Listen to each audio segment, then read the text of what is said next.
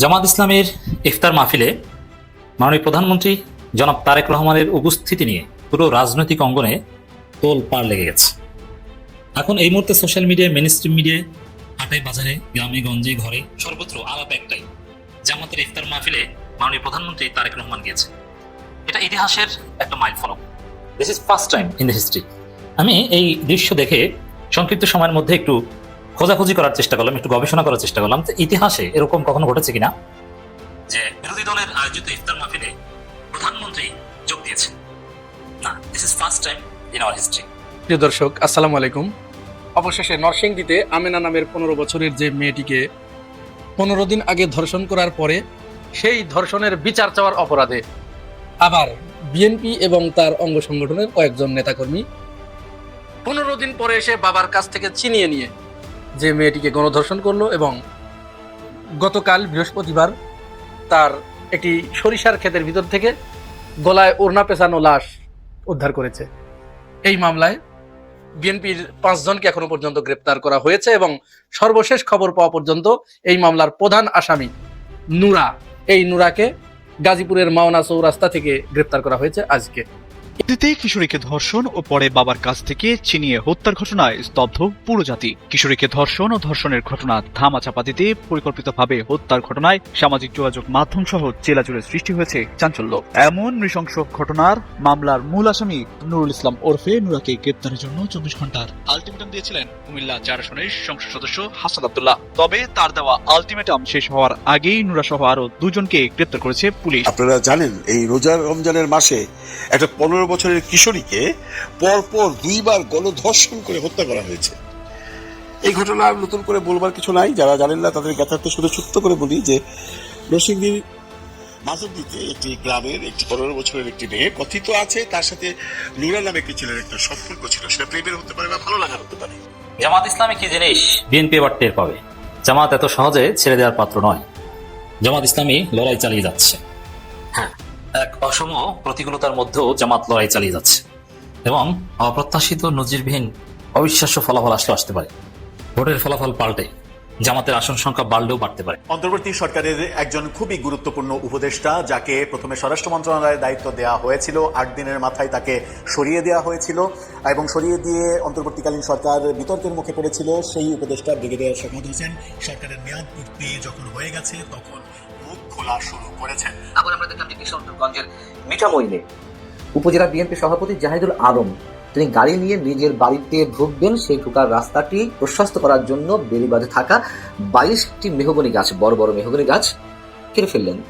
আমার মন চেয়েছে, আমি করেছি, আমার ভালো লাগছে না প্রকৃতি, আমার ভালো লাগছে না গাছগাছালি, আমার সমস্যা হচ্ছে, কেটে সাফ করে দিলাম। তো পরবর্তীতে এই বিষয়টি যখন সামাজিক যোগাযোগ মাধ্যমে ব্যাপক, হ্যাঁ, অতীতে জামাত ইসলামের ইফতার মাহফিলে খালেদা জিয়া গিয়েছেন, কিংবা সরকারি দলের ইফতার মাহফিলে বিরোধী দলের প্রতিনিধি গিয়েছেন, বিরোধী দলের ইফতার মাহফিলে সরকারি দলের প্রতিনিধি গিয়েছেন, মন্ত্রীদের ইন্টারাকশনের অনেক তথ্য আমি পেয়েছি, কিন্তু প্রধানমন্ত্রী স্বয়ং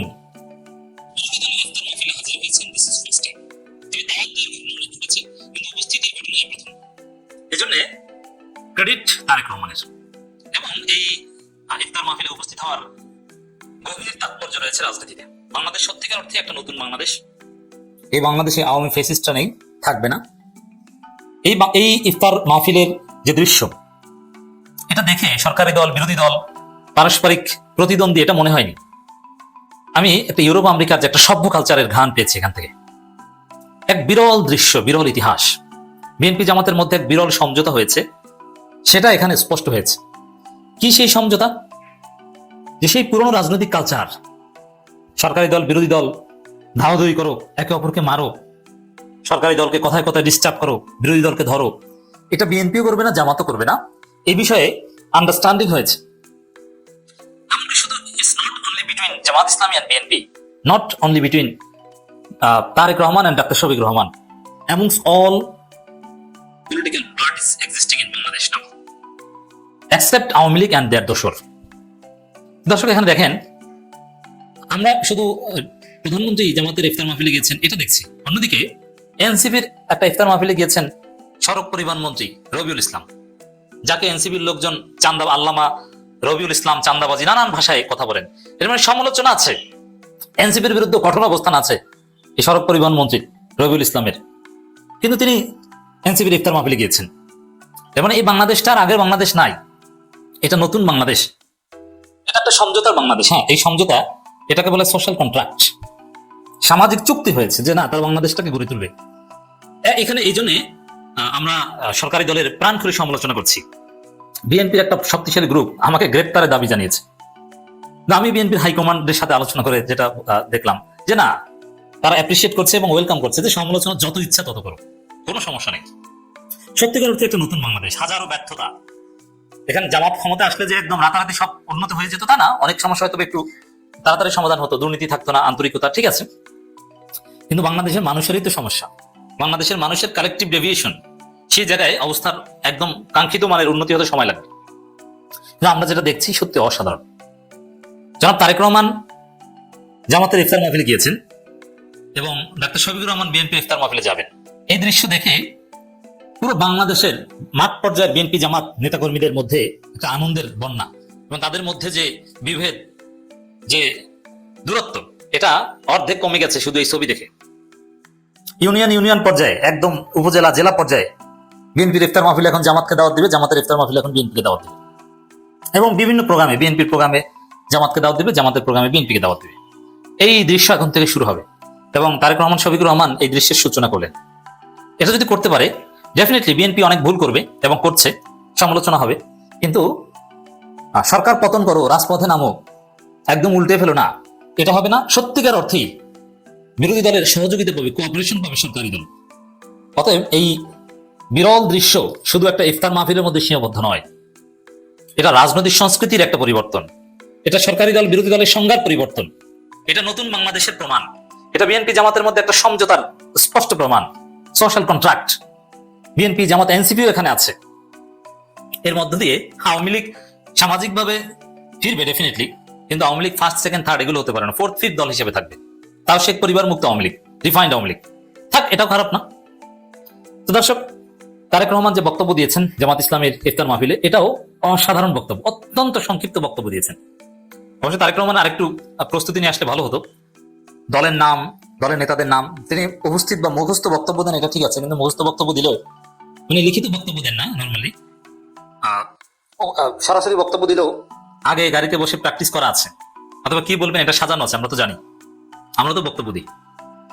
এই জন্য তারেক রহমান আরেকটু প্রস্তুতি থাকলে ভালো হতো, যেমন কিছু কথা এটা থাকলে ভালো হতো, যেমন জামাত ইসলামের নামটা সুন্দরভাবে উচ্চারণ করতে পারেনি, বাংলাদেশ জামাতে ইসলাম না, বাংলাদেশ জামাতে ইসলামী, এটা বলা উচিত নাম্বার ওয়ান। দ্বিতীয় হচ্ছে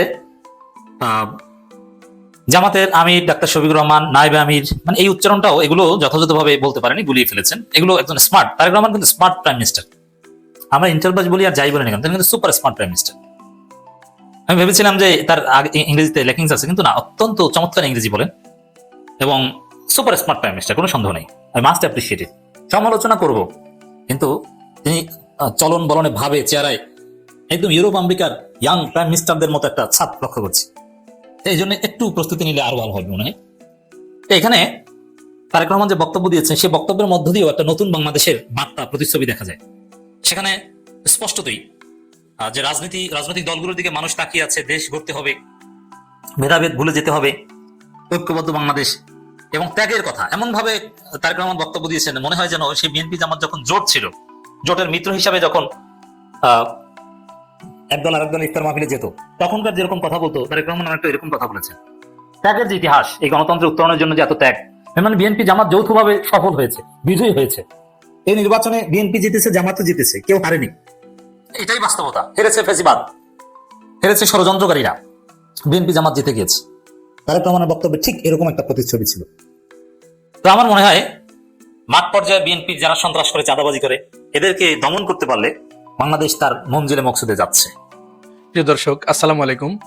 অবশেষে নরসিংদীতে আমেনা নামের 15 বছরের যে মেয়েটিকে 15 দিন আগে ধর্ষণ করার পরে সেই ধর্ষণের বিচার চাওয়ার অপরাধে আবার বিএনপি এবং তার অঙ্গ সংগঠনের কয়েকজন নেতাকর্মী 15 দিন পরে এসে বাবার কাছ থেকে ছিনিয়ে নিয়ে যে মেয়েটিকে গণধর্ষণ করলো এবং গতকাল বৃহস্পতিবার তার একটি সরিষার ক্ষেতের ভিতর থেকে গলায় ওড়না পেঁচানো লাশ উদ্ধার করেছে।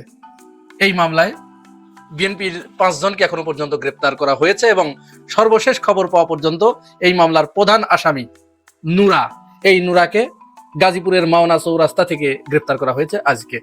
এই যে এত বড় একটা ঘটনা, এই ঘটনায় কিন্তু বাংলাদেশের মিডিয়াগুলো এবং তথাকথিত নারীবাদী যারা সিলেক্টিভ প্রতিবাদে বিশ্বাসী, প্রতিটা মুহূর্তে যারা সিলেক্টিভ প্রতিবাদ, অর্থাৎ নিজের দলের হলে বোবা আর অন্য দলের হলেই তখন তারা প্রতিবাদে সরব, এই লোকগুলো অবশেষে বাধ্য হয়েছে আজকে প্রতিবাদ করতে। যেহেতু ওই ঘটনার প্রেক্ষাপটে মিডিয়াগুলো যখন চুপ ছিল এবং এই নারীবাদীরা যখন চুপ ছিল, মিটমিট করে হাসছিল, তখন ডাকসুর উদ্যোগে প্রতিবাদী সমাবেশ হয়েছে, জামাত ইসলাম প্রতিবাদ সমাবেশ করেছে, বিবৃতি দিয়েছে। বিভিন্ন জায়গা থেকে যখন প্রতিবাদের ঝড় উঠেছে, তখন আমাদের কাজী জেসিনাপা তিনি একটা ফেসবুকে পোস্টাইছেন, যদিও সেখানে তিনি তার দলের নাম উল্লেখ করেন নাই। যাই হোক, তারপরেও তিনি পোস্টাইছেন, আপাতত পোস্টাইছেন। তার টক শোতে এই বিষয়টি এখনো পর্যন্ত বিষয় আকারে উপস্থাপন করা হয় নাই এবং আলোচনার জন্য কয়েকজনকে আহ্বান করা হয় নাই। আর মজার ব্যাপার দেখলাম, বিএনপি তাদের মিডিয়া সেল ফেসবুক পেজে সেখানে দর্শককে জামাত নেতা বলে, জামাত কর্মী বলে প্রচার করছে। করুক, যেই হোক, এর সাথে যারা জড়িত তাদের প্রত্যেকের ফাঁসি চাই আমরা। এই শাস্তি, এই অন্যায় কোনো মতো অবস্থায় মেনে নেওয়া যায় না। এবারে আমরা আরেকটা গুরুত্বপূর্ণ খবর শুনবো।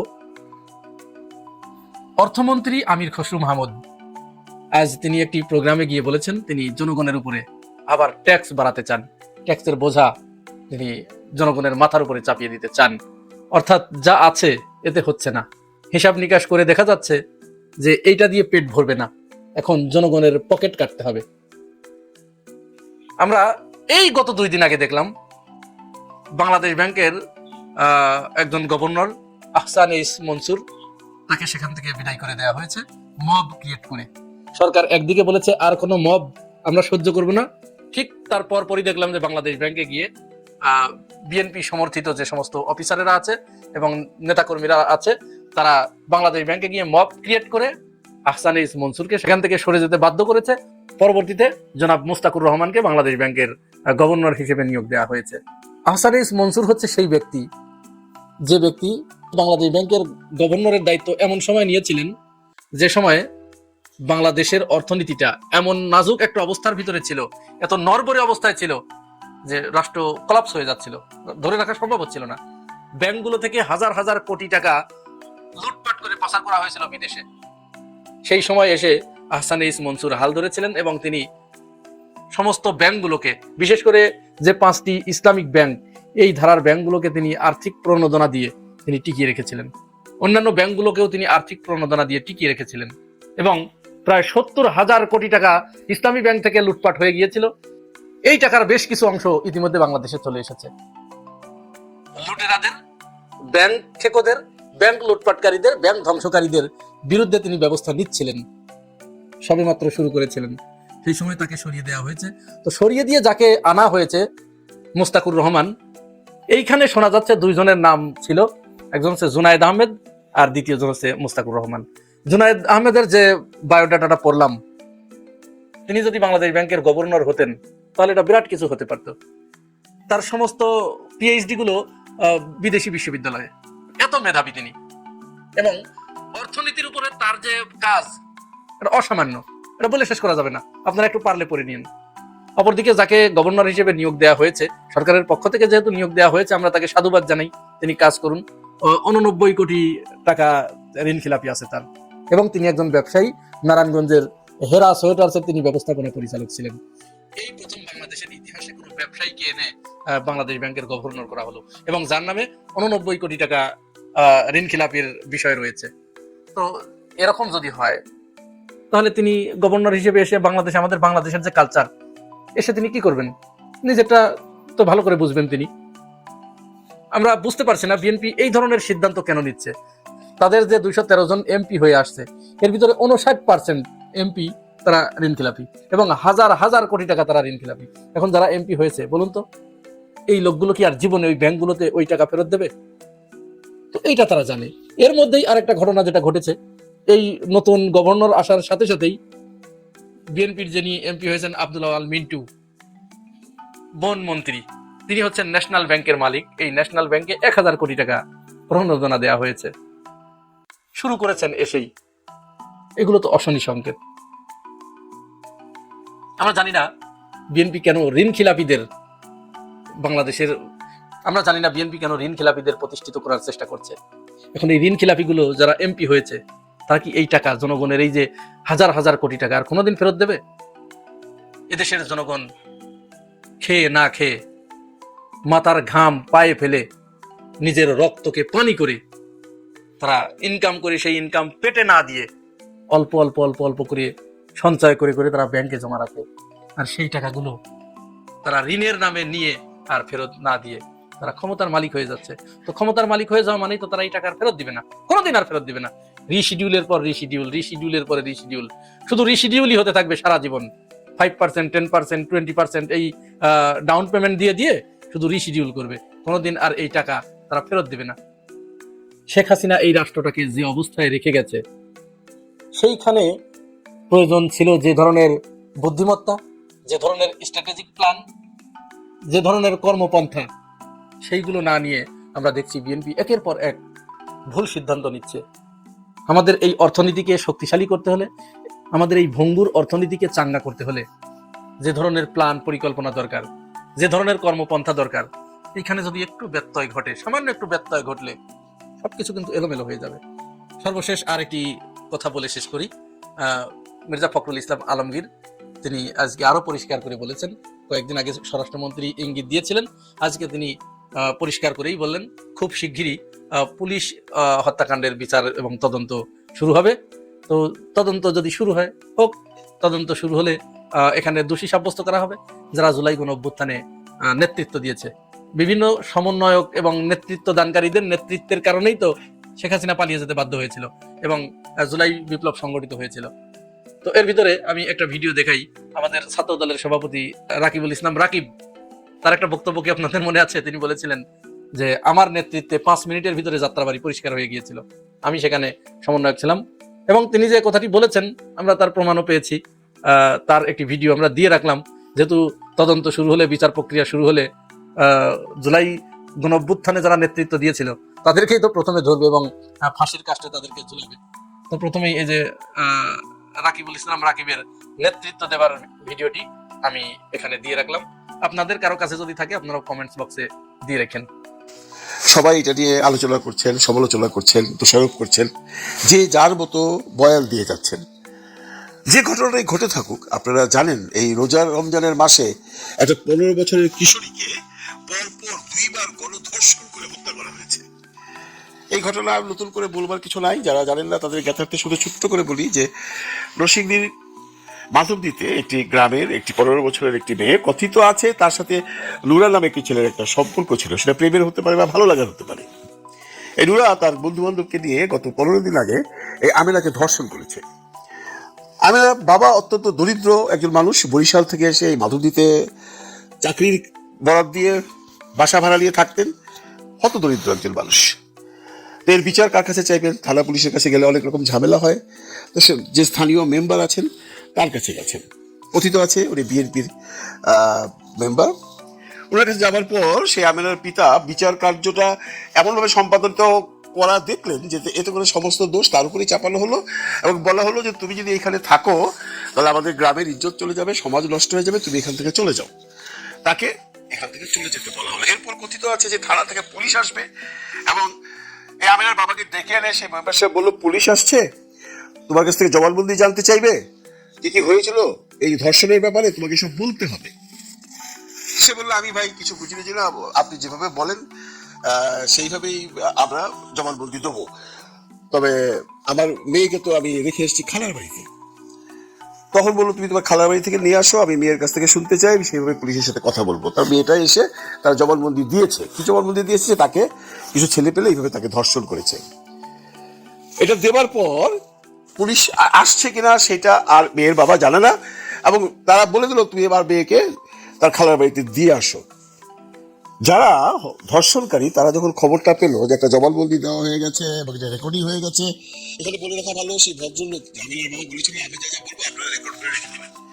তখন ওরা ভয় পেয়ে গেছে বা ওদের মধ্যে একটা জেদ পরিবর্তিত হয়েছে।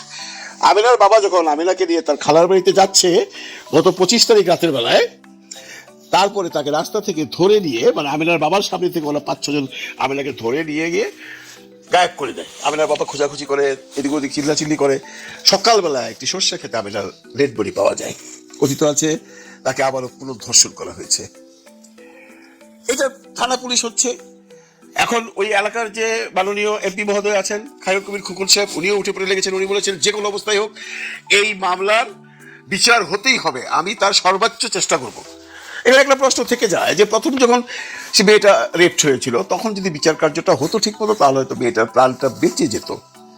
আমি এখানে কাউকে দোষারোপ করে বলছি না, এটা হলো আমাদের সিস্টেমের দোষ। পুলিশের কাছে তখন যদি যেত বা তখন যদি এই মেম্বার সাহেব একটা ন্যায় বিচার করে দিতে পারতো তাহলে হয়তো বা আমেনা দ্বিতীয়বার ধর্ষিত হতো না এবং তাকে মরতে হতো না। এটা নিয়ে আলোচনা চলছে, বিভিন্ন মানুষ বিভিন্নভাবে এটার ডেসক্রিপশন দিচ্ছেন। কেউ কেউ বিএনপিকে দোষাচ্ছেন, কিন্তু বিএনপির মাননীয় এমপি বলেই দিয়েছেন আমি কাউকে ক্ষমা করবো না, এবং অলরেডি সবাইকে ধরে ফেলেছে। এবং আপনারা শুনে খুশি হবেন, নুরা নামে যে মেইন ক্রিমিনাল তাকে বাংলাদেশ সময় গত রাত 1টায় নুরাকেও ধরেছে। আমি সেই ভিডিও আপনাদেরকে পরে দেখাচ্ছি। এখন মূল আলোচনাটা হলো যে বিএনপিতে এটা নিয়ে বিএনপির যারা লোকাল এমপি আছেন বা যারা অন্যান্য নেতৃবৃন্দ আছেন তারা এটাকে দোষারোপ করছেন এবং তারা এটার বিচার চাচ্ছেন, কিন্তু বিএনপি সমর্থিত কিছু ইউটিউবার তারা ব্যাপারটাকে অন্যভাবে নিচ্ছেন। যেমনটি ধরুন এই ঘটনার পর হাসনাত আব্দুল্লাহ একটা স্ট্যাটাস দিয়েছে, 24 ঘন্টার একটা আলটিমেটাম দিয়েছে, 24 ঘন্টার মধ্যে খুনিকে ধরতে হবে। যদিও খুনিকে ধরে ফেলেছে। এখন হাসনাত আব্দুল্লাহ কে এই আলটিমেটামটা দিল এটা নিয়ে মুস্তফা ফিরোজ সাহেব একটা ভিডিও বানিয়েছে। দেখেন, মুস্তফা ফিরোজ সাহেব বিএনপি সাপোর্ট করে, কিন্তু এই ঘটনাটা কিন্তু বিএনপির কোনো নেতাকর্মী সাপোর্ট করছে না। সবাই বলছে না অন্যায় হয়েছে, বিচার হবে। কিন্তু মুস্তফা ফিরোজের কষ্টটা হলো কেন হাসনাত আব্দুল্লাহ এটা নিয়ে স্ট্যাটাস দিতে গেল। পুলিশ তো পুলিশের কাজ করছে, তাকে ধরেছে বা ধরবে, সে মাঝখান দিয়ে হাত ঢুকাই দিল কেন? এমন করে বলাটা কি তার জন্য সমীচীন কিনা, এখানে একটা বড় প্রশ্ন। আমরা জানি উনি বিএনপি সাপোর্টার, কিন্তু বিএনপি যদি এই ধরনের সাপোর্টার রাখে যেখানে সারা বাংলাদেশের মানুষ এইটা নিয়ে ছিছি করছে, দোষারোপ করছে, তখন যদি বিএনপির সাপোর্টার হিসেবে এই ফিরোজ বলে বেড়ায় যেটা যা হয়ে গেছে হাসনাত কেন হাত ঢুকায়, এটা বলাতে বিএনপির ক্ষতি হয়। আমার তো এখন সন্দেহ হচ্ছে এই ফিরোজ আসলে কি বিএনপির মঙ্গল চায় না বিএনপিকে বাস দিতে চায়। দেখেন, আমি ফিরোজ সম্পর্কে অনেকদিন ধরে বলে আসছি তাকে একটা টেলিভিশন চ্যানেল দেওয়া দরকার। আমি এখন বলছি ওকে দেওয়ার দরকার নেই, কারণ ও বিএনপির সর্বনাশ করছে। হাসনাত আব্দুল্লাহ স্ট্যাটাস দিয়েছে, দিতেই পারে, এইটা নিয়ে তো কন্টেন্ট বানাবার কিচ্ছু হলো না। উনি ওইখানে এসে ওই যে টোটাল ঘটনাটা বৃত্তান্ত সে বলেনি। সে বলেছে একটা মেয়েকে রেপ করেছে, তারপরে হত্যা করেছে, পুলিশ এটা বিচার করছে, কিন্তু এর আগে যে মেয়েটা রেপ হয়েছিল সে তার কন্টেন্টে সেটা মেনশন করেনি। সে দোষারোপ করতে চায়নি, যদিও উনি নিজের মুখে বলেছে বিএনপির লোকাল লোকজন এটার সাথে জড়িত এবং অ্যারেস্টেড, কিন্তু তার সমস্ত দোষ হাসনাত আব্দুল্লাহর দিকে। হাসনাত আব্দুল্লাহ কেন স্ট্যাটাস দিল, কেন লিখতে গেল এবং মাঝখান থেকে কেন হাত ঢুকাই দিল? বারবারে বলছে মাঝখান থেকে হাত ঢুকাইবেন না, ওনার ভিডিওটা একটু দেখেন। নরসিংদীতে একটা ঘটনা ঘটেছে। নরসিংদীতে অপহরণের পর কিশোরীকে হত্যার ঘটনায় মামলা হয়েছে। বিএনপি নেতা সহ গ্রেপ্তার 5 জন। পুলিশের কোনো গাফিলতি আছে এটা প্রমাণ হয়নি, আছে একটা অপরাধ। সে বিএনপি নেতার ছেলে হোক আর যেই হোক না কেন, এটাতে দেখলাম যে 24 ঘন্টার আলটিমেটাম দিছে হাসনাত আব্দুল্লাহ। আরে ভাই, আলটিমেটাম দেখতেছে তো হয়েছে নির্মম পৈশাচিক মানে একটা ঘটনা, নিন্দনীয় অপরাধ। সেখানকার লোকাল এমপি খায়রুল কবির খোকন লিখছে, এর মধ্যে এই যে হাত ঢুকানো, কথায় ঘটনা আমি কখন হাত ঢুকাবো যখন দেখবো যে না এটার ব্যাপারে প্রশাসন পুলিশ নির্বিকার আছে, নিশ্চুপ আছে। এর মধ্যে এই ফায়দা তোলার কি হলো আমি এটা বুঝলাম না। এনিওয়ে, এরপর এই ঘটনার পর রাতেই পুলিশ নুরাকে অ্যারেস্ট করে ফেলেছে। সেই ভিডিওটা একটু দেখুন। মামলার প্রধান আসামি কিশোরী আমেনাকে ধর্ষণের পর হত্যা করেছিল। 1-2 মাইল রাস্তা আমরা দৌড়ে আমরা তাকে গ্রেপ্তার করতে সক্ষম হয়েছি। উপযুক্ত বিচার হবে এই প্রত্যাশা আমি জানাচ্ছি। গণমাধ্যম কর্মী আপনারা যারা এখানে আছেন, আপনারা যেমনটা দেখেছেন আমরা কিন্তু গত 2-3 দিন ঘুমাইনি। যে সময় আপনারা ফেসবুক পোস্ট করতে ব্যস্ত ছিলেন সে সময় আমরা ব্যস্ত ছিলাম তাকে খুঁজে বের করার কাজে। অবশেষে আলহামদুলিল্লাহ আমরা তাকে খুঁজে বের করতে সক্ষম হয়েছি এবং আদালতের মাধ্যমে সে যে জঘন্য অপকর্মে লিপ্ত হয়েছে তার উপযুক্ত বিচার ইনশাআল্লাহ হবে। ধন্যবাদ। আমরা এখন পুলিশকে অবভিয়াসলি একটা সাধুবাদ দিতেই পারি। আমরা জানি বাংলাদেশ পুলিশ ইচ্ছা করলে সবই পারে। ঠিকই আগে ধরে ফেলছে রাত্র 1টার সময় বাংলাদেশ সময় গত রাতে, এবং 1.5-2 মাইল তাদের দৌড়ে যেয়ে ধরছে। সারা রাত পুলিশ ঘুমায় নাই। এখন মূল কথা হলো পুলিশ তো ধরছে ভাই, পুলিশ তো বহুত ক্রিমিনালই ধরে, ওরা আদালতে যে কোনোভাবে সেখান থেকে বাইরে আসে। এটা যদি এরকম না হয়, কারণ আমরা যদি অতীতে যাই, সে যে আয়েশা যার বোনের শ্বশুর এবং কয়েকজন মিলে তাকে যে রেপ করেছিল, আপনার মনে হচ্ছে মেয়েটি মারা গেছে, তার বিচার কিন্তু আজ পর্যন্ত কি হয়েছে আমরা কেউ জানি না। এই আমেনার ব্যাপারটা হয়তো বা তেমনটি হবে, যদিও পুলিশ ধরেছে এবং বিএনপি থেকে বলা হচ্ছে যে এর পূর্ণাঙ্গ বিচার হবে। এখন বিচার যে হবে বা হয়েছে সেই খবর হয়তো আমরা পাবো না, আমরা পাই না। আমরা এখন এটা ভাইরাল হয়েছে, এখন এটা শুনছি, এখন এটা নিয়ে সবাই কন্টেন্ট বানাচ্ছি, সবাই আলোচনা সমালোচনা করছি, কিন্তু একটা সময় আসবে আমরা আমেলাকে ভুলে যাবো, যে বলতে আমরা আয়েশাকে ভুলে গেছি। এই বিচারটা কি হলো এটা অ্যাকচুয়ালি জনসমক্ষে আসা উচিত। আমরা চাই এই সরকারের কাছে ওনাদের স্বচ্ছতা নিয়ে আসুক, কারণ আমরা বিগত সরকারেও দেখেছি আসিফ নজরুল সাহেব ওয়াদা করেছিলেন আয়েশার বিচার করবেন, করতে পারেননি। আমরা চাই, বিএনপি অনেক আশা ভরসা নিয়ে মানুষের ভোট পেয়ে এসছেন, আমরা এবার দেখতে চাই বিএনপি এই ধরনের ঘটনাগুলোকে বন্ধ করতে পারছে এবং যেগুলো ধরা পড়ছে সেগুলোর প্রপার বিচার হচ্ছে। মাননীয় স্বরাষ্ট্রমন্ত্রীর প্রতি আহ্বান থাকে।